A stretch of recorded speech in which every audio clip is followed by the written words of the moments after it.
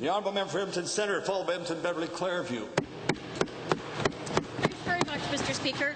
To the Minister of Municipal Affairs, is the reason the minister has reneged or postponed or perhaps misplaced his promise and that of the Premier for city charters for both Edmonton and Calgary is because it could affect the province's taxation powers? In the end, is this all about keeping the city starved for resources and under the government's thumb? Honourable Minister of Municipal Affairs. Mr. Speaker, in fact, I'd have to admit that the flood pushed us a little bit behind on the work on the civic charters. But, Mr. Speaker, the work on the charter is a three-way partnership. It's not up to just the Minister of Municipal Affairs to impose a charter. We're working on a collective three-way agreement. We got very, very close before the municipal election because we restarted the discussions about a month ago, Mr. Speaker, but the Mayor of Edmonton at that time said that he thought it was a prerogative of the new Mayor and Council to sign on it. So we have most of the work completed and we'll carry on from there. Honourable member. Oh, well, we're changing tune. Thanks very much, Mr. Minister.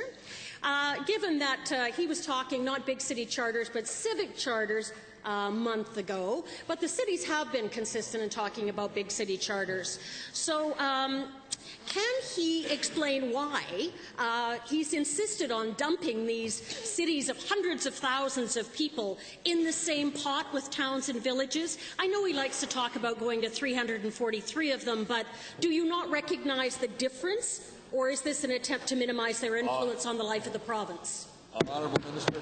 Mr. Speaker, in fact, I completely recognize the difference, but I also respect every single one of the 349 municipalities in this province, Mr. Speaker. And to say that they're big city charters leaves out Lethbridge and Medicine Hat and Red Deer and other municipalities which also might want to assume new responsibilities to serve their citizens, Mr. Speaker, which is why I don't care what they call them. I refer to it as a civic charter, but it's going to be a charter about the new, invigorated relationship between our municipalities and this province.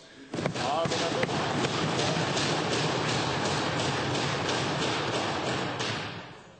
Well, given that both cities elected young, progressive, popular mayors, and popularity is really attractive, why doesn't the minister just ride on their coattails and bring in the big city charter they campaigned for? Yes. Go ahead. Here you go. Honourable Minister. Mr. Speaker, I see it's comedy hour already on the first day. Mr. Speaker, given the fact that the minister himself and the mayors are all young, we're going to sit down, as I said already, and start from an agreement that's 95% in place and continue to work there to make sure that we have something in place that other municipalities will be able to adopt and work towards if they want, so that every single level of government in this province is able to best serve their municipalities, period.